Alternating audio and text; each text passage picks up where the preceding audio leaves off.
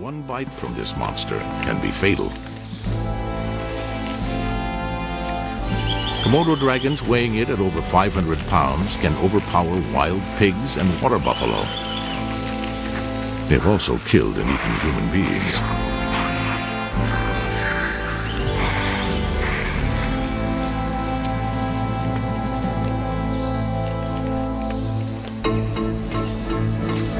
Burden's film provided indisputable proof that his Komodo dragons were real.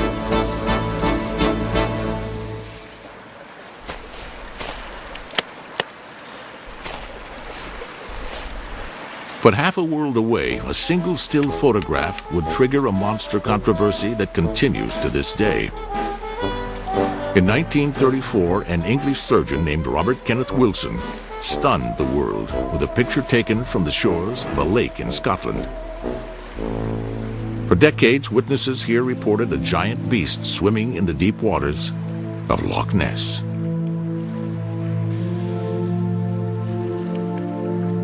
Wilson claimed to have captured an image of the monster in broad daylight.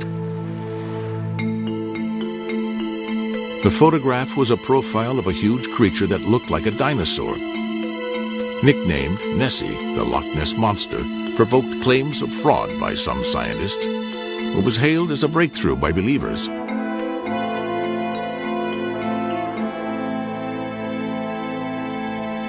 Recently, in a deathbed confession, a man who claimed to be part of the famous sighting insisted the entire episode was an elaborate hoax. He claimed the celebrated image captured not the likeness of a monster, but a small wooden model attached to a toy submarine. Wilson himself never recanted his claim. Many researchers continue to believe that Nessie is real.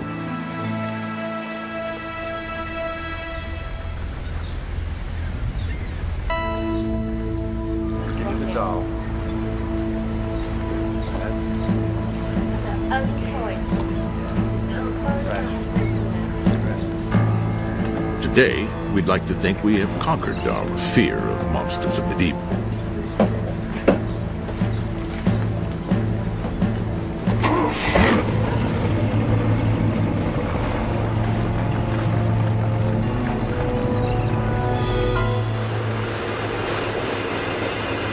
A cruise on the ocean is little more than a summer diversion, a chance to get away from it all.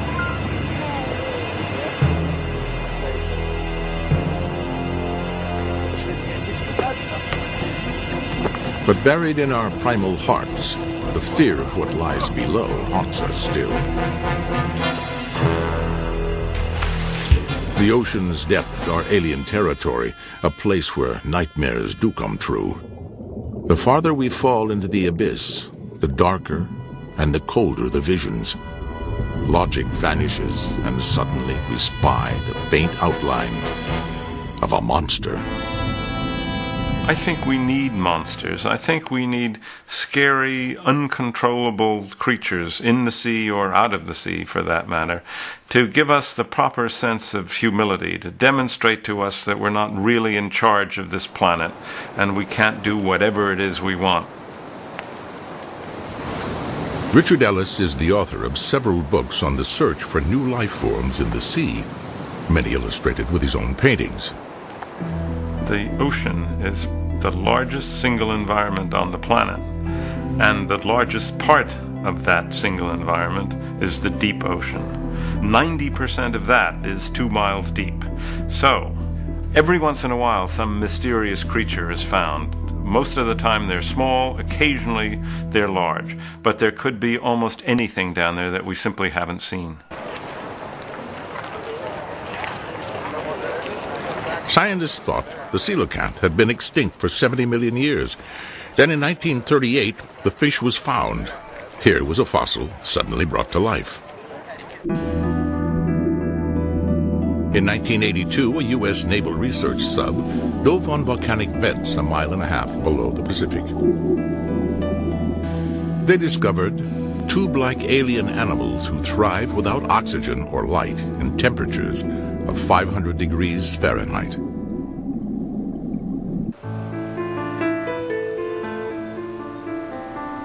While these new finds intrigue Richard Ellis, the monster that's captured his imagination remains elusive.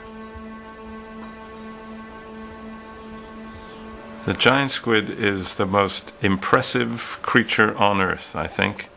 The largest invertebrate in the world is a creature that gets to be 60 feet long, that has eyes the size of dinner plates, that has a beak, gigantic beak shaped like that of a parrot.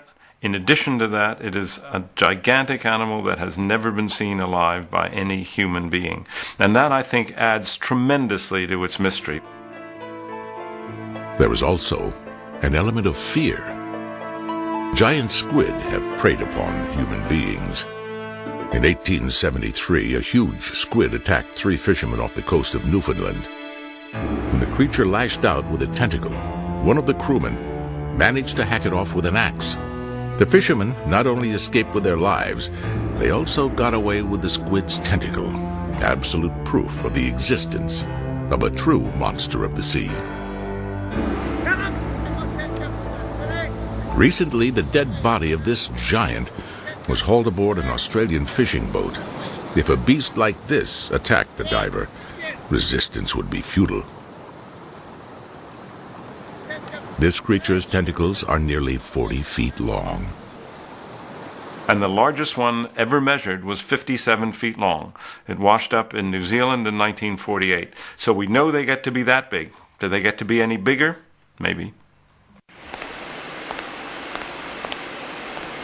So far, no one has captured a giant squid alive. But anyone who tries had best be well prepared. Dr. Hanlon studies squid here at the Marine Biological Laboratory on Cape Cod. These squid are only a fraction of the size of their giant cousins, but their stalking techniques are probably the same. So you're 1,000 feet down, total darkness. You come into the range, the visual range of a giant squid. What happens? It recognizes you as prey, it detects you, orients towards you, and all of a sudden out shoot these long tentacles. Whap! And it's got you. Slow motion photography can only hint at the horrors awaiting a diver confronted by a giant squid.